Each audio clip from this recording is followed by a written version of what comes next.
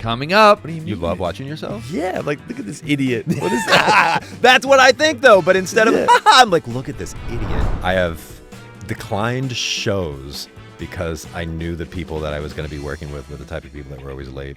I'm like, no, I won't do it. What? Yeah, I did that for 9 seasons. I won't do it again.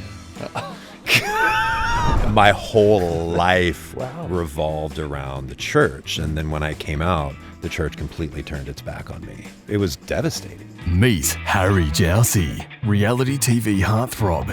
He's been loved, ghosted, cancelled, and kissed. He spilled his guts. I did what? In a world of ghosting and dodging red flags, Harry's filling his boyfriend's toolbox one lesson at a time. It's Harry Jowsey, boyfriend's material. Okay, guys. What is going on, you naughty little pumpkins? Happy New Year. This week, I'm joined by designer, television host, best-selling author, and Emmy Award winner. You may know him from 8 seasons of Queer Eye. His new show, Junk or Jackpot, premiered December 26th on HGTV. It's Bobby Berk. How are you doing? Hey. Sorry, I butchered that. It's okay. Good. Thanks for having me, man. Okay, John Cena is the EP on the show. Yeah. He created the show. Yeah. How does that come about? He was out at dinner with some friends one night, and they started talking about crazy collections, including some of his own, and crazy collections of some of his fan base. And he was like, "Yeah, I've got to get rid of some stuff. I want to make room for some other things, and I want to allow myself to do that until I get rid of some things." And then he's like, "That's actually kind of a good idea for a show." So he fleshed it out a little bit more and went to HGTV, and then wanted me to host it. And when Daddy asks you to host something, you say yes, Daddy. Yeah. Well, I'm gonna do that next time. Yeah. Just walk up to John Cena and say, "Hi, Daddy." Wait, so you guys know each other? I mean, we don't know each other well. But we know each other. This is crazy. We're like, we're not like random. BFFs, but I'm like, I'm his little gay buddy. Yeah. You've got your little gay buddy. I have like, so many. They're every big tall guy needs a little gay buddy. Wait, John Cena's not tall, is he? No. He's wide. Okay. He's very broad. He just seems, he's definitely not as tall as you. How did it come about? He made the idea, then he called you, and then we were both at WME, so our team started talking about it, and the rest is history. So the show a little bit, because we got to see 2 episodes, and obviously by the time it's out, the whole show's out. Yeah. I thought the coolest thing about it was there were 20-minute episodes, which I thought was fascinating, because it's like, you get everything done, and I'm hooked. I want to binge it all. Like, I was annoyed that we didn't get more of it. Thank you. Was that your decision? No, so that's broadcast. So traditional like cable networks, because a 30-minute show usually would have commercials. So if you're not streaming it, if you're actually watching it live, there's commercials. So that's why it's 22 minutes. I know in the day of streaming, like, we've forgotten about that. Yeah, that's why even like Queer Eye was usually like 45 minutes, because in a traditional like 1 hour show, you really only get about 45 minutes a show, because there would be commercials. But obviously Netflix, I guess Netflix kind of does do commercials now. Yeah, true. Yeah, that was the coolest thing, because I was like, damn, I could really chew through this whole thing. Yeah, so a true 30-minute show on cable is usually about 22 minutes. What attracted you to the show initially? I really, after Queer, I wanted to do something that still had heart. I didn't want to just do a design show, even though, don't get me wrong, just design shows are great. But I wanted to do a show that was really, truly helping people. Yeah. And most of these collectors were at a point in their lives where they had let their collection like take over their lives, and it was affecting their mental health. It was affecting their relationships. Like that first episode that you saw with Patrick and Roger had moved out. Like, the husband was like, done. He's like, you have a week to get this under wraps with Bobby, and if you can't, I don't know if I'm coming back. So wow, was that a common theme throughout the season? No, that was luckily. Oh. Luckily that was, and we didn't know. We showed up that morning to shoot the first episode. Yeah, and we're like, oh, where's Roger? And Patrick was like, with tears in his eyes, he's like, he moved out last week. He's coming, but he's coming from somewhere else. He's like staying with family, because he said if I can't find room in this house for him, I can't find room in my heart. Oh yeah. Oh, that's so sad. Yeah, and there was like 5 pinball machines. Yeah, and I mean, they lived in a condo, and it wasn't a tiny condo, but it was still a condo. Right. No condo is big enough to have 5 pinball machines in your living room. I mean, plus all the other piles and piles and piles of like life-size Santas and Disney's and on the table. Yeah, everywhere. Yeah, everywhere. Yeah, I want to watch the rest of this show, because I was so fascinated, because I feel like maybe I over collect a little bit too. What do you collect? just random shit, like white Air Force Ones. I have like 30 pairs of them. I just legitimately, I watched your show, went in my closet, and I had like 5 massive trash bags filled with shoes, and I just gave them to my housekeeper because I was like, this is the dumbest thing ever. There was an episode that was cast that was somebody that collected sneakers. Really? Oh my God. But in the end, it didn't work out. It didn't work out? No. Wait, I think his wife was like, I don't want to do this. What, she wants to keep the shoes? No, I think she just probably like didn't want to be on a show. Yeah. Understandable. That makes sense. Yeah. He was down for it, but I heard the wife was like, I don't want to do this. So are these people applying, or is it like an angry husband and wife? We have a casting department, and I honestly don't know how our casting department finds people. Yeah, because it's honestly a hard show to cast. It's very niche. You've got to have a collection. You've got to have an out of control collection. You've got to have other situations going on in your life that's a catalyst to make you want to change. In those first 2 episodes, was there anything like for the first couple? What was like the hardest part about that? Because I can imagine if you've spent your whole time collecting all these things and you're so excited about it, but then to be pulled away and it's also ruining your relationship in your position because you're coming in as a third party. Is there something that you see or that you were like, this is like a massively emotional experience? Was there a thing that we maybe missed as a viewer? There was a lot of emotion. People who collect, people who have a bit of hoarder tendencies, even though I don't think any of our collectors were really quite at hoarder level yet. That's not a mental health issue, but there's some emotional component that has caused them. Some of our collectors, either it was something that a family member that meant like the world to them had given them something when they were little that started this, or one of our collectors, grew up in a really, really bad childhood where they were constantly moving and he never even got to keep toys. Like everything was just gone. And so he started collecting because he was filling that void of like, I need stuff, because he was never allowed to have any. So there was always some, again, 20, 22 minutes there, we shoot for weeks. So there was a lot that of course couldn't make it in that short of time, but most of it is that emotional component that, why are they collecting? We tried to get that in as much as possible. The first 2 episodes was Patrick and Roger and then Johnny and Carly. I haven't even seen him yet. I never watch myself. I hate watching myself. Oh, I love it. What do you mean? You love watching yourself? Yeah. Like, look at this idiot. What is that? That's what I think though. But instead of, I'm like, look at this idiot. No, because I'm usually crying and making bad dating decisions. So I'm like watching it to like gameplay to not do that ever again. Granted, I do sometimes watch to be like, okay, what did I mess up so I don't do it again? But I mean, at this point, like, I did 9 seasons with Queer Eye, including Japan. I kind of know. So you're done. I know what I need to hit. Okay. Yeah. Because I'm usually like, after Perfect Match, I was like, what am I doing? Like, what an idiot. Like, stop doing this stuff. And I get angry because I'm a viewer as well. I'm like, shut up, Harry. Get off the screen. Like, you're going to be canceled. Okay. So in the second season, they were a little bit more hesitant. I mean, not the second season, the second show, the episode. They were a little bit more hesitant to get rid of their stuff as well. Yeah, everybody was. Yeah, how do you like convince people to be like, hey, like it's time. Like you signed up for the show. Like let's. It's about reminding them what their priorities are and why they did this. If you're speaking about Johnny and Carly, yes, yeah, their reasoning was. So they were always told they couldn't have kids. Oh, okay. So they were like, we're just going to buy whatever we want. We don't have college funds. We don't have any kids to leave anything to. We're just going to buy the things we love. Yeah. And the things they love had taken over their entire house. Now, granted, if you remember, it was completely organized, like spotless. Like so good. I could be like, show me a Harry Potter book from Italy with a blue cover. And she'd be like, boom, right here. Like she knew exactly where everything were. They really were true collectors because they respected every single item that they owned. But in their early 40s, even though, again, they were told they couldn't have kids, they had a miracle baby. Yeah. And they were like, oh, crap. Okay, we have a kid now.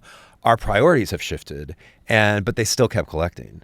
But they started to notice that their son, as he got older, I think he was 7, he was starting to have unhealthy relationships with collecting as well. He was collecting Pokemon and just anything and everything.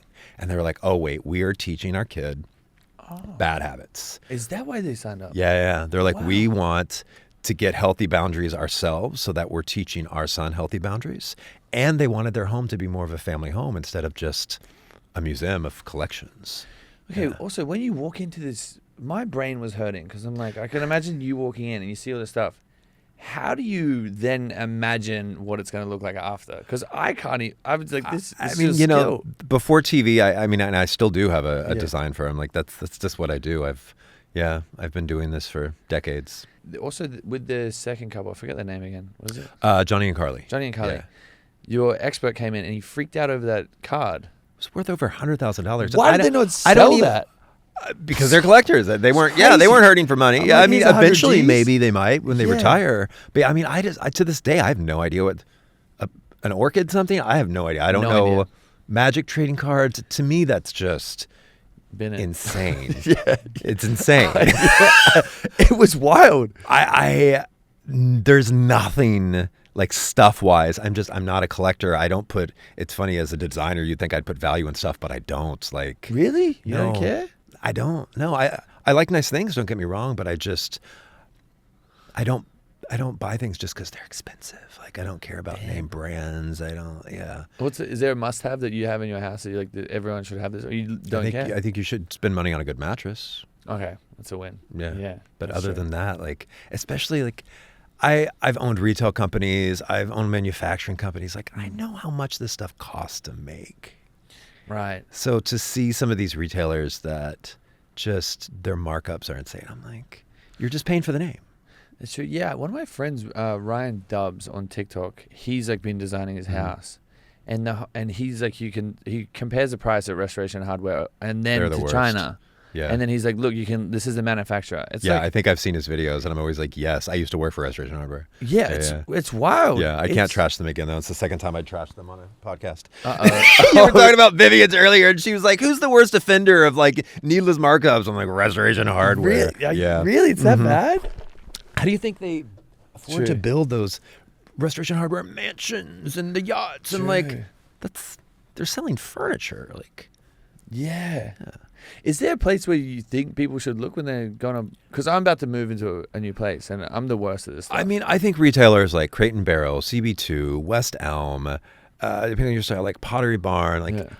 you know, those are still, they're not cheap, Right. but they're a better comparison on like what you're getting for what you're paying. Like, they're not marking things up 20 times, you know, they're marking them up. Obviously, they're a retailer, they need to make money. Yeah. But it's not a ripoff. Like, you're getting decently quality stuff without spending tons of money. Like, Restoration Hardware uses the same factories as any other retailer. Like, as Crate, it's all manufactured It's all around the the same same places. shit, yeah. Yeah.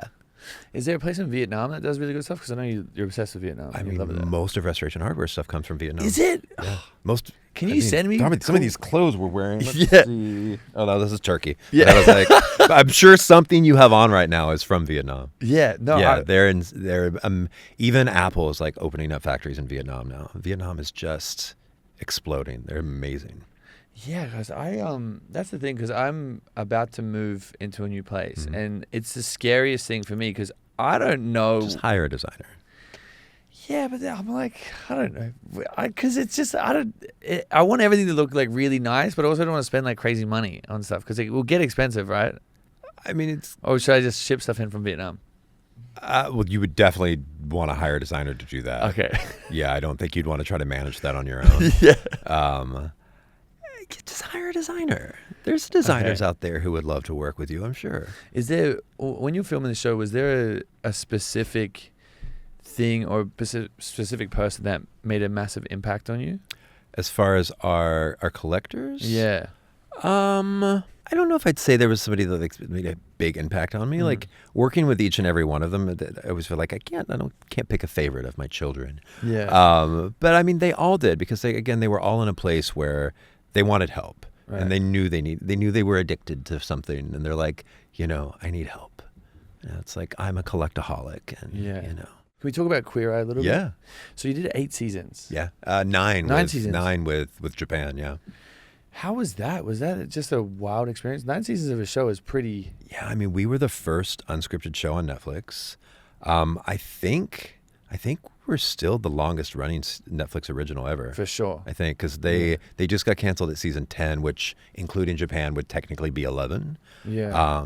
Yeah, it was insane, because again, we were the first unscripted show ever. Yeah. So they really, really, really put a lot of marketing power behind us in the beginning. Like they really put a lot of love into making sure that the show was successful. So, I mean, we were on press tours all over the world for what seemed like years. Fascinating. Yeah. How did it come about for you? Because I was still... a baby Yeah, when I still got cast? No. I think You're like, I was still in grade school when you got cast. Taught So. to Handle was maybe the third show. What's that? Taught to Handle, the show that I was on, was maybe the third. Yeah. Unscripted show. I think it was like Love. You guys then maybe was it Love Is Blind? Honestly, I'm not No sure. idea. We were, So- I didn't even have time to watch anything when we were you filming. shouldn't watch mine. I mean, we were filming multiple episodes a year, and anytime we weren't filming, we were on press tours or filming. We filmed an episode in Yas, Australia. Yeah. They thought it would be cute to send us to Yas. They're like, here's an idea. How about we go to Yas? And we're like, okay, sure. What did you guys even do there? I was literally in the country for 72 hours. We What? landed in Sydney, flew to Canberra, drove from Canberra to Yas, filmed the whole episode in an afternoon, drove What? from Yas to Sydney, went to sleep. The next morning, got up, did a press tour. Then they took us on a little boat tour around the harbor. We went to a petting zoo to pet a koala, and then we were right back on a plane. Whoa. Yeah. Well, all the days kind of that crazy? Yeah. Jesus. Yeah, and that was in 2019. I flew over 200 flights, and over 500,000 miles. And then when were you guys like filming in between the press? Like, it was Yeah, just so it was just in constant? 2019, we were also filming, I would say, at least 5 months of that. And I still flew that much. Holy shit. Yeah. Did you have any time for yourself? No, not at all. How was your mental health and all that? That's Not That's great. a lot. Yeah. I was gonna say. not great. Yeah, we were all, I mean, don't get me wrong. It was amazing. Like, it was literally a once in a multiple lifetime experience. I wouldn't change any of it for anything. But yeah, it was a lot sometimes. Would you ever go back and do anything different, or would you ever do it again? No. No, I am a firm believer in everything you do turns you into the person that you are today, and don't regret it. Yeah. Yeah. Looking forward, is there a show that you would be excited to do? I know you did Masked Singer, Yeah. which is It was fun. Yeah, it was fun. It was fun. I love to sing. It was always kind of a dream of mine to be a singer. So Masked Singer was fun. Was there any others that you'd love to do? They've been asking me to go on Dancing with the Stars for a while. I keep Yes. declining though. What? What do you mean? Because I don't think I'm a great dancer. I think I would be very self-conscious of it. I used to think I was a decent dancer. Okay. And then my castmates, Jonathan and Karamo, used to make fun of me and Anthony for our dancing. And so now I'm like, yeah, I'm good. I'm good. I You was went the on, worst didn't you? one. Yeah. I was terrible. I'm hands down got to be the worst contestant ever to exist on the show. For sure. No, one of the judges called me a tree trunk one time. You're like, Yeah, because I was just stiff and I stood there. I did nothing. I got danced around. I am broke. Yeah, literally. When we went on tour, they made me come out in a tree costume. All right, well, hey, I'm like, if Harry can do it. Yeah, no, I can do you it. would be fine. It would be so fun. I honestly, it would probably be like such a pleasant surprise. Maybe I will. Maybe we'll see. Because We'll see. that's the thing, because I'd never danced in my life. And I was like, I'm going to look like someone's drunk uncle trying to figure this out here. And I did. It looked terrible. So if you someone's ever drunk get tree. if you ever get self-conscious or insecure, just watch me on that show. Because I was like, first time I've ever been in front of a live crowd. First time I've ever been on live TV. First time I've ever done public speaking. The whole time, absolutely How cool. long ago was this? For me, I think it's coming up to 3 next Yeah? year will be 3 years. Is that right? No. No, Maybe. I feel like you've been in front of a live crowd before that. No. No? Maybe live on Instagram. No, you did something, and we were in Austin for South by Southwest. It was it was some award for Chelsea Handler, and you were up on stage doing Yes. something. I forget what it No, was. was that a variety thing? I think it was And they variety. maybe Yeah. pointed at- Icons of Comedy or something. They were honoring Chelsea. Yeah, but I wasn't talking. I was just pointing at a thing. Oh, well, you were up on stage. Yeah, true. That's a good point. Yeah. It was like really Oh yeah, weird. you were. Yeah. I could remember what it was, but I'm like, that was a live crowd. You were there. It like they made. I don't know why they made me do that. They wanted a tall, hunky guy to point at stuff. Yeah, you always need that on the stage. I guess. Literally, no. It was like, was this joke funny or how I would rate it? Oh yeah. I forgot. Yeah. Yeah, I remember that was the weirdest thing ever. It was, but I was like, okay. And then I think like Anna Kendrick was like, I don't know what the fuck he's doing. Yeah. And like Jin Saki she gave Chelsea her award. Yeah, that was interesting. And it was like a very small, intimate group too. Yeah. I don't know. Again, don't know why I was there, but that's true. That's the only time I've been in front of Like I was promoting something and I don't remember what it was. No idea. Okay, I want to do a quick. I want to talk about design trends. Okay. So before you got into this space and before you were on TV, was there any random like odd jobs that you were doing like growing up? Oh God, yeah, I've done everything. I've worked at gas stations. I've worked on farms. I've worked at Subway. I've worked at McDonald's. What's I've worked going at on?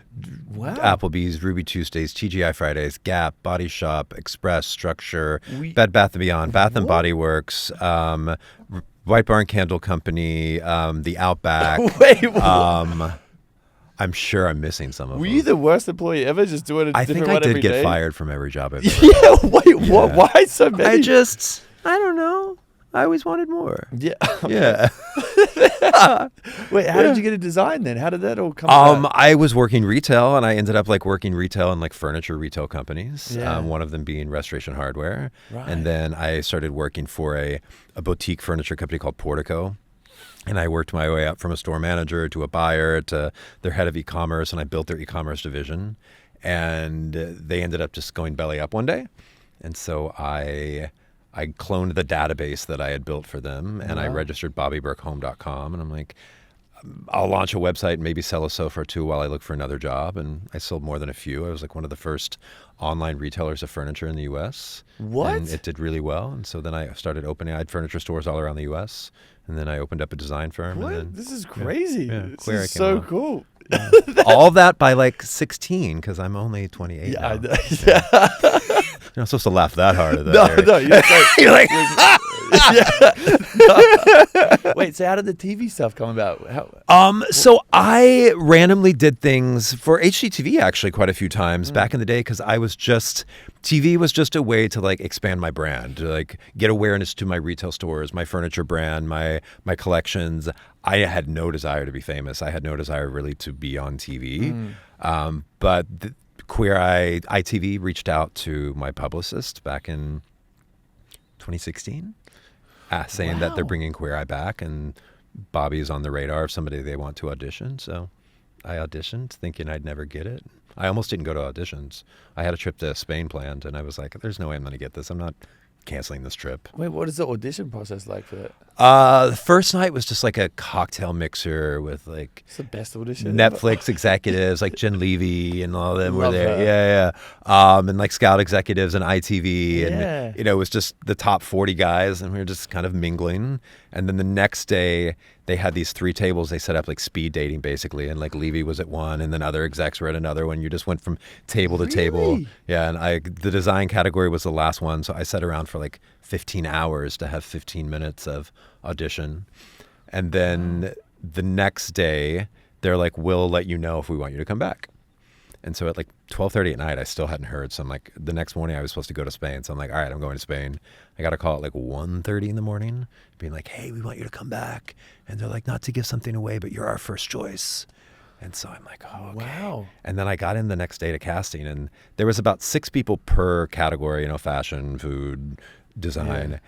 And every category had been whittled down to like 2 or 3 people except mine. Mine still had like 5 guys there. I'm like, wait, I thought I was your top choice. Like, what the fuck are all these guys still here? Like, Yeah, what the fuck? get them out of here. Yeah, Like, what? I'm like, oh, they're just messing with my head. But then the next day was kind of chemistry testing, where they would put one of us from each category in a group of 5 and just kind of see how we interacted with each other and what chemistry we had, and put us through these little like faux episodes, scenarios. And I started noticing that as they would rotate people out, like Karamo and I weren't getting rotated out anymore. We were just pretty stationary in the room, and other people were being rotated out around us. And we were like, I think we may have this. Or like, Wow. we seem to be like not leaving this room. And every time we'd have to pop out to like go use the bathroom or something, we'd look in the ballroom where all the other guys were, and like less and less people would be there. And we're like, oh, wow, shit, they're gone. You'd see people getting hugs, like crying as they're walking away, like literally. What? Yeah. What? Yeah. Yeah, it was brutal. It was like Hunger Game meets Drag Race meets That should also be a TV show. yeah. I've never heard of audition process like that. That's so intense. Yeah, it was. It was very intense. And then they had us. Then it was just the 5 of us, and we walked out, and like there was nobody left, and we're like, oh my god! And they're like, no, you don't have this yet. Then they made us go to a house and film like a faux episode. What? Yeah. Wow. So this is like a whole week? It was 3 days. It was 3 days. And then at the end of filming that faux episode, they were like, okay, yeah, we'll let you know. We're like, wait, what? You just wasted 3 days. Like, this is a lot. In the end, we got it. Yeah. Yeah. Wow. Yeah. Did you end up going to Spain? I did not, but I went 2 years later finally. Yeah. 2 years later. Yeah. Perfect. Yeah. That's has there been any other shows that have audition processes like that? I've never heard of it. I have no idea. Yeah, I'm just usually like take your shirt off, get naked on the camera. Yeah, like do you sleep with people? Hell yeah, get on the show. That sounds way more fun though. I don't know. Yours sounds more fun. Nah, it's embarrassing. I don't do it anymore. Okay, but when you're doing Queer Eye, was there anyone that you kind of looked up to, or anyone in the space that gave you like really good advice? I mean, there was a moment in one of, I think it was season 2, so a long time ago, when I was initially cast. I had lunch with Levy and some of the other executives, and they're like, we just want to know, is there anything you won't do? Like, is there anything like that will cross a line for you? And you're like, nope, no lines. No way. I was like, just don't make me do anything religious. Yeah. Don't ask me to redo a church. Like, that's my religious trauma line. Okay. And then they did. They tried to trick me and say, "Oh, we're renovating a community center," which it was a community center, but in a church. But it's a good way to mask it. Yeah, some of my team on the show was like, "Hey, this is a church, dude. Like, this is not a community center. Like, you need to stand up." So I pushed back, and I was like, "I'm not doing this episode." And one of the guys at Scout Productions, which is a production company that originally created Queer Eye, because again, I was like, I'm not doing this. I'm not putting myself through this religious trauma. And he's like, don't do it for you. Don't do it for the show. Don't do it for Netflix. Do it for all the little gay bobbies that are sitting in a church, needing to see this. Yeah. So that was probably the best piece of advice I got doing it. Yeah. So anytime we'd be going through a very emotional moment, or like, you know what, you're not doing this for the show. You're doing it for the people at home that this is going to have an emotional impact on. Damn, that's really special. Yeah. Do you feel like you carry that forward as well? Yeah, that's got to be such a... Yeah, like even, Queer Eye touched a lot of people in a really great way. And so even like day to day when I run into fans who I'm like, I won't have time. Like, I'm about to miss a flight. Like, you get it. Like, I still take the time to stop and listen to them, because if they're taking the times out of their life to really want to share this story with me, like, this really impacted them in a big way. And so I never want to ruin that. I never want them to be like, oh crap, Bobby is actually an asshole in person. Like, this was totally fake. This, and ruin the healing that our show helped them get. So I always take the time. I listen, no matter how much time I don't actually have, because I never want to ruin any healing that our show might have helped them with. Has there been a story that's really hit you the most? I mean, I've thousands of stories throughout the years of. One of them, though, that I vividly remember is a pastor who slid into my DMs and said, I've always taught my congregation and my family that being gay is an abomination and it's a choice and it's a sin. But after watching Queer Eye, he's like, I realized I was wrong. And I'll never teach that in my church again. And I got messages like that a lot over the years. And so it goes back to, don't do it for me. Don't do it for Netflix. Don't do it for the producers who are yelling at you to do it. Do it for the little kids whose lives will be changed because of the being out there and being visible.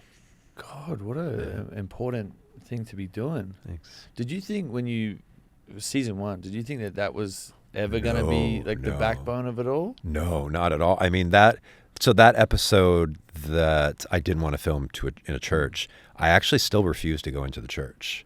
Like, that first when we went to, I went into the community center, but I would not go into the sanctuary. And I remember the creator of the show was furious at me. He was livid. We wrapped and he was screaming and hollering that I had ruined that episode. I had ruined the show. What? And it turned out to be one of the most powerful moments of the entire series of 10 seasons. Like when people come up to me and talk about the moment in that show that changed their lives, it was that moment where I drew the line and I'm like, I'm not going to allow you to continually torment me with this religious trauma. Like, this is where I draw the line. And it really taught people, like, you know what, I can have boundaries, I can draw the line, and it's okay. Yeah. Have you always been good at setting boundaries? Because it's probably like, I know I'm terrible at it, and especially in something like that where you're like, this is my absolute no, and you have essentially your employer saying, hey, you have to do this, and they're screaming at you, whatever else, and being worried about, you know, relationships and how it comes off. I'm sure there was so many levels that you were worried about things coming across, whatever else. How did you set that boundary, and how did you stand 10 toes on that? I mean, that wasn't, I guess I could say that really kind of was the only boundary I set. I was like, yeah, I'll do whatever. Yeah. But it just, religion, I grew up very, very, very religious. Religion was the majority of my life growing up. Like, I was in church every single day. Wow. I went to a Christian school. I was in a Christian rock band called His Voice. My whole life revolved around the church. And then when I came out, the church completely turned its back on me. I mean, instantly. And so it was devastating. And so my line was, I will not give back to a group of people who teach unconditional love, but it always comes with a condition in Christianity. I'm like, I won't. Have you got any thoughts on spirituality or religion or anything? Let's stay away from that one. Yeah, I'm pretty, people know I'm not a fan. Yeah, I grew up with no religion. Lucky. Because my parents had similar situation. Well, obviously not like as intense, but they had religion forced on them growing up. So they said, with us, we want you to make up your mind. Yeah, and that's fine. Like, if you have chosen to, that's great. That's great. You know, a lot of times religion, like the Bible, it's a lot of great stories to teach children, like, the differences between right and wrong. It's just, sadly, it's been manipulated and distorted by a lot of bad people throughout history. And it's been used to control people more than love people. Right. And that's where I'm done with it. Yeah. On a fun note, what is your favorite design trend that you loved in 2025? I'm actually not a big fan of trends. I feel like it's your home. You should put whatever in the fuck you want to put in it. Unless it's too much of it. Then you're going to show up. Hey, you know what? No, like, I'm fine with maximalism if that's your thing, you know? Some people find comfort in being surrounded by stuff. I don't. It makes me anxious. But as far as like trends, you shouldn't be listening to what a magazine tells you to do or what I tell you to do. You should be, if that ugly purple credenza from Aunt Gertrude makes you happy, put it in your house. Who cares if it's not on trend, you know? So, yeah, I mean, if there's a trend that you do love, or you're like, oh, this is me, great. But I feel like your home should reflect you, not what other people think is cool. We're going to play a game. It's called Relationship, Junk, or Jackpot. Okay. So if you don't like it, you say junk, or if you do like it, you say jackpot. Okay. Someone who needs to talk everything out immediately after a fight. See, I'm so bad at like picking, because I'm like, on one hand that's great, on another hand I'm like, I think if I'm the worst at rapid fire. Nothing is ever rapid fire to me. It's good. I want to hear it. You know what? I think that in the beginning of a relationship, it is important to do that. Okay. You know, my husband and I have been together for 22 years. A, we rarely fight anymore, but B, I'm like, there's no need to talk it out. Like, we know what we did. We know how we pushed each other's buttons. We've been together for 22 years. I don't need to sit there like, he knows what he did. Yeah. And in turn, so do I. Yeah. Like, I know what button to push. And I'm like, yeah, we don't need to talk about that. I know what you did. You know what I did. Yeah, it's fine. Someone who takes space before communicating. I feel like I try to do that. Junk. Someone to take space before communicating? What do you mean? Like, I don't know. Like has a moment before like coming back to it. Because sometimes I think that's great. Okay. Okay. I know I do thought, it okay. sometimes. I thought you, okay. Yeah, no, but I that thought could you, be junk. No. I thought you Okay. said take space. Like, need space? Yeah, take space. Yeah. Okay, 'Cause yeah. Sometimes if I have a disagreement, I'll be like, let's just. Well, no, I think that's 20 good. minutes. Yeah, I think it's good. I was never that person. Really? No, like in the beginning, I was like, no, we're going to talk about this now. Like we are going to fix this Really? now. Yeah. No way. Yeah, How did you yeah. get out of that? Just get over it. I've grown. You know, my husband, he was not that person. Okay. Like he's Vietnamese. He's like, we did not talk about shit growing up. Like you don't talk about your feelings. Like, so Wow. it was very far extreme. I grew up in a very loud, boisterous Southern family. He grew up in a we don't talk about anything family. Yeah. How did you navigate that early on? It was funny. In the first like year, every time we'd get in a fight, he would be like, oh, so we've broken up? And I'm like, what? No, we just had a fight. He had never really been in a long-term relationship before, so he didn't know. He thinks, oh, if you fight, you break up. I'm like, no, you're not going anywhere. That's actually really sweet. Yeah, though. and he'd also like he would hold a grudge for days, and like we'd get in a little argument before we'd be going away for the weekend. And he's like, I'm not going, and I'm like, okay, you are not ruining this whole weekend over this little fight. I'm like, you will get in that fucking car, and by the time we get there, you will get over it. You're gonna be so annoyed if you stay at home and then we're to do nothing all weekend because we got annoyed over an outfit or something. Like, get in the car. What's the most pointless fight you guys have ever had? Oh, I can't even remember. I mean, just like stupid. The only thing we ever argue about anymore is just navigation, like in the car. Yeah, like. In the car is the only time because he like will be in another country and like maybe the rental car like CarPlay doesn't work in it or something. So he'll be navigating from his phone, but he's also one of those people like he won't hit start. He'll just watch the dot and he's like, okay, you need to turn up here. But then he also doesn't pay attention. So he'll be like, do, and I'll miss the turn and I'll get pissed because I'm like, just hit start. Why then it's my fault if I miss the turn because I didn't listen to her. Not your fault because you aren't paying attention. Wait, why does he not hit start? He thinks he's better than the system? Yes, he's a surgeon. Wow, okay. He thinks he's better than the system. That's fair. Yeah. He doesn't like listening to it. Really? In his car, you can turn it off. He keeps it on mute, but if he puts it on mute, he'll put it on mute as well. Sometimes he will hit start, but then he'll put it on mute, and I'm like, turn it on. You got to take control. Yeah, you got to grab that phone. He doesn't really do that anymore, and there's very few rental cars that don't have CarPlay in them anymore. True. Yeah. No, it's saved our relationship. CarPlay saved you guys. Yeah. Wow, shout out to CarPlay. A partner who has different taste than you, is that junk or a jackpot? Jackpot. Yeah, if you're exactly the same, that's no fun. That's a good point. Yeah. It's also fun, though, after 22 years to have molded your partner's taste into basically yours. Right. Yeah. Okay. That's the goal. Yeah, that's Start the goal. fully different and then become Whoever one. has the best taste You wins. Yeah. A friend who gives unsolicited advice. I think that's jackpot. Yeah, you need friends that speak up. You don't want yes friends. Okay. Yeah. True friends are people who will give unsolicited advice. That's fair. Yeah. Okay. Yeah. Not a true friend is one that just sits there and lets you fuck up your life. Damn, I need better friends. My life is fucked.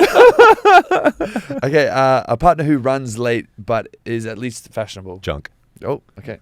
Yeah, didn't even have to think about that one. It's my biggest pet peeve in the world. If someone's late? Really? Yeah. Wow. I've stopped being friends with people over it. I just think it's such a disrespect of time. That's actually true. I got one friend who's always fucking late. I would not be their friend anymore. Yeah, I'm like, you don't respect me. You don't respect my time. You don't respect anybody else but yourself. Wow. I wish I could be as I've assertive. I have declined shows because I knew the people that I was going to be working with were the type of people that were always late. And I'm like, no, I won't do it. What? Yeah, I did that for 9 seasons. I won't do it again. Wait, did we know which shows that you've declined, or you don't want to talk about it? Oh, no, I won't. No, okay. Damn it. I was going to get Sorry.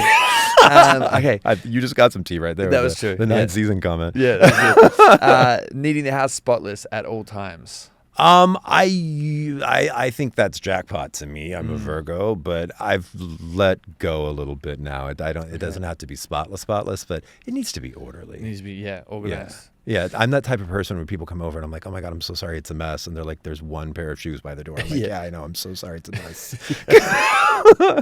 Damn, I wish I was like that. Snoring. I mean, Do you snore? that's junk. No, you I snore? don't. No, No. luckily neither of us do. Really? Yeah. I feel like when I get really drunk, I snore. But if you do have a partner that snores, this is not a product plug. I'm not getting paid, but it is a product that changed my life. It's sleep buds, and they're from a brand called Oslo. And they're these sleep buds, like earbuds that go into your ear and you can sleep on them and you do not feel them at all. And they have a speaker in them for like white noise or ambient sound. And so they block out all other noise and you have the white noise in your ear. I'm a very, very light sleeper. A dog can bark in Sacramento when it wakes me up. These have changed my life. So if you have, yes. So they were originally developed for Bose. And it wasn't a big enough category for Bose, so Bose discontinued them. But the engineers that worked for Bose was like, hey, this is a great product. You have our blessing. Go start your own company. So they launched Oslo. Literally, they've changed my life. If I don't have them, I can't sleep. They're that good? They're that good. And they're great for people who fly a lot because like earbuds on a plane, you'll roll over and you'll fall out and it's gone forever in the seat. These, they click in your ear and it's just, they're the best. You take them everywhere? Take them everywhere. They How did you changed find my them? life. So when we were shooting Queer Eye season 5, I don't know how or why, but in our apartments, like Bose had given us a bunch of gifts, and one of them was those earbuds when they were branded Bose. And I got addicted to them. And I'm like, I have to have them. And they discontinued them. So I like bought up all the ones I could. And back then they had battery issues. The batteries. I was going to say, yeah. The batteries wouldn't, after a few months, the battery would start to not keep a charge as long. And so they would go off in the middle of the night and then I would wake up. But these new ones, like the battery lasts, it never dies on me now. Like if at least a full 8 to 9 hours of sleep, it'll stay in. Wow. Yeah. That's so cool. Yeah. I feel like I want that. And now you can actually, before you couldn't listen to like stuff on your phone, you could only listen to the ambient noises, but now you can watch Insta and TikTok in them as well and then switch over to your white noise and go to sleep. The best thing ever. Best things ever. So to the snoring thing, if you have a snoring partner, get those. Yeah. This is about dating. Junk or jackpot, someone who is slow burning in a relationship. I don't know. I think that could be jackpot. Okay. Yeah, I don't think that's junk. I think people that are fast burn are red flags. Yeah. Are you a fast burner? The fastest. Harry, are you a love bomber? Like, I just love it. It's so fun. Like I dated this girl, one of my exes, and the day we met, she like moved in. I mean, back in the day, the amount of boyfriends that moved in with me was kind of crazy.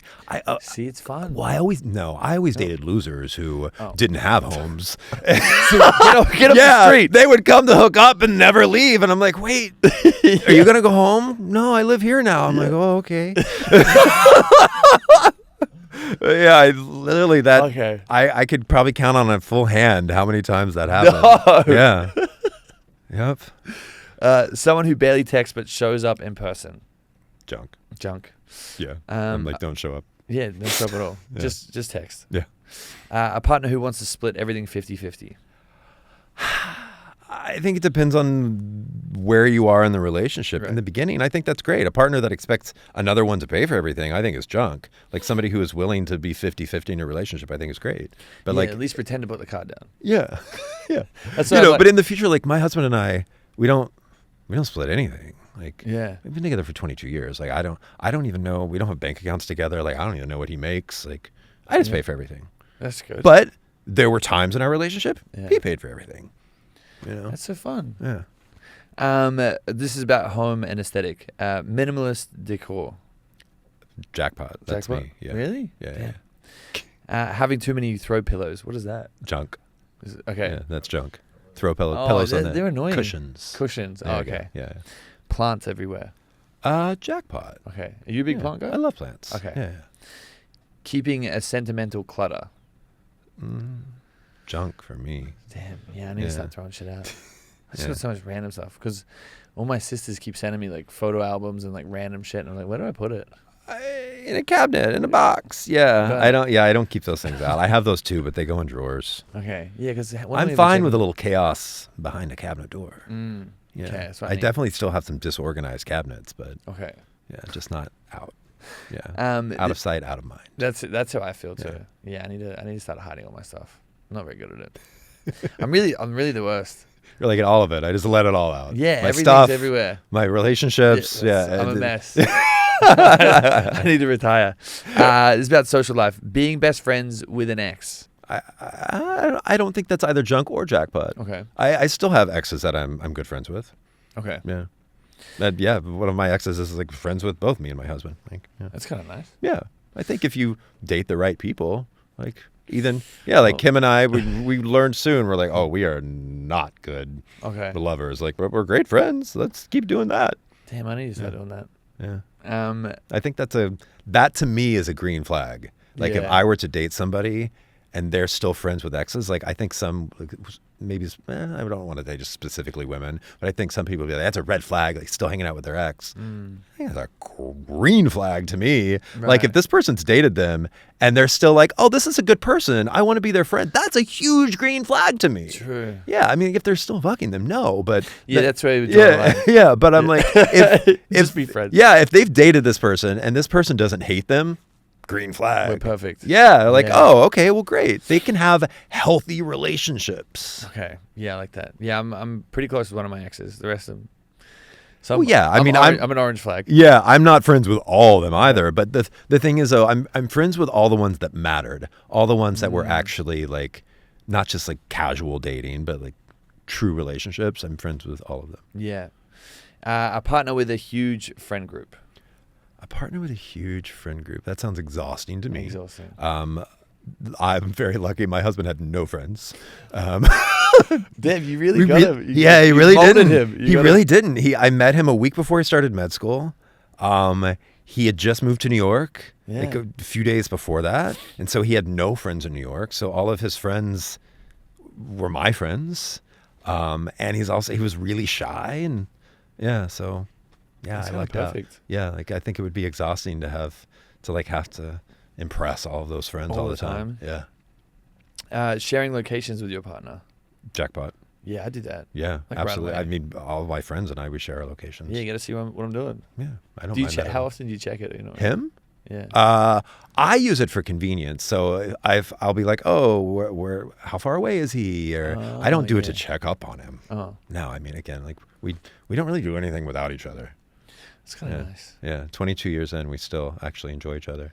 That's rare. Yeah, but friends, I like to, and I like now with iPhone, like when you open up a text, if you're sharing your location with friends, like right under their name in iMessage, it'll actually say where they are. Yeah. And it's kind of nice because you'll be like, oh, where? Oh, I don't need to know. You don't You're right need to there. check. But my husband never looks at that. And he'll be like, where are you? How far away are you? I'm like, you could just check. We know he doesn't. He's not good with navigation. He's not good at, being aware of things. Being He's aware. cute. Yeah. Someone who posts constantly on social media. Both junk and jackpot. If it's your job, go for it. Yeah. A lot of us, like, Yeah. I would love to never be on social media ever again in my life. But it's in our business, it is a necessary evil. Yeah. Yeah. Yeah. So it's both junk and jackpot. Yeah. Someone who was super frugal. I think jackpot. Really? Yeah. How come? I think it shows that they have restraint and they can be responsible. Fuck. I'm pretty frugal. It's Opposite of weird. me. I'm like very cheap and frugal in some ways, but then also like I won't spend money on clothes, on expensive dinners, on brand name stupid gifts. I will spend money on travel and experiences. Like that's where So I will. you're smart. That's Yeah, good. I will spend money on making those memories and experiencing different parts of the world. I could care less about name brand clothes. Is there a must-see place that you've gone to? Vietnam. Okay. Yeah. Yeah, you love it. All Southeast Asia, Vietnam, Thailand, Cambodia, I love China, Hong Kong. Hong Kong's epic, huh? Yeah. Well, that's it on the game. And that's it on the episode. Is there anything you want to plug? You've been a gem. No, been fun, man. Where can they watch the show? Anything? Where can they find you? HGTV or HBO Max Discovery Plus. Damn. Yeah. And then what's your Instagram? Bobby. Bobby? How'd you get that? Yeah. How did you get that handle? That's so good. That's my TikTok and my Instagram. Is Bobby. it? Yeah. What? You don't have Harry? Who do you know? No, someone offered it for me, but he's a hacker, and I'm like, if I hack some poor guy's account and then switch it over to mine, I'll be cancelled. Yeah, that wouldn't be good. It happened last week. He was like, "Oh, do you want to?" Yeah, I'm like, I'm all good. I don't know how. I think he was trying to scam you, though. I don't know how he got my number. Yeah, I think he was just trying to get money out of you, and then you still wouldn't have So had you Harry. didn't get yours like that? No, I didn't. I just How did asked you get both Instagram of for them? it, and they gave it to me. And I Did asked you? TikTok for it, and they gave it to me. Yeah. That's so good. I think if they were like highly used accounts, they wouldn't have. But I think these were just accounts that somebody in the very beginning of social media time registered and then just didn't use. But most people think you can't get those. But if it's an inactive account, they'll give it to you if you ask for it. I mean, I don't know if anybody, but do you get a ton of DMs of people trying to buy it? Constantly. I also get tagged in I get tagged in so much stuff from India because there's like Wait, what? like literally thousands of posts a day. I don't even look at my the DMs that they sift out because it's just all kids from, because there's a really famous Bollywood actor named Bobby and they don't pay attention. They just tag Bobby. What? But I'm like, that's not him. That's me. Jealous. It's white Bobby, not Indian Bobby. Yeah. But like literally thousands a day. It's yeah. My social media girl, like half the day, all she does is untag me from stuff from India. Yeah. And my tag stuff and my DMs. I gotta look this Bobby guy up. Yeah. I forget his name, but yeah, he's a huge, like really like one of the top Bollywood actors over there. And his name's Bobby. Yeah. And so I get tagged and stuff for him. And oddly stuff for Bobby Brown and yeah. Damn, I need to get Bobby Harry Lee. I get tagged and stuff for Bobby Lee all the time. Really? Yeah. Yeah, I actually get tagged for Harry Sisson all the time. People like get angry about politics stuff, and they tag me. I'm like, guys, I'm just some idiot with my shirt off. Like, these guys are too smart for me. Yeah. All right. Well, thank you so much for listening. If you did enjoy today's episode, please give us 5 stars, and we will see you again next week. Hell yeah. Awesome. 5 stars.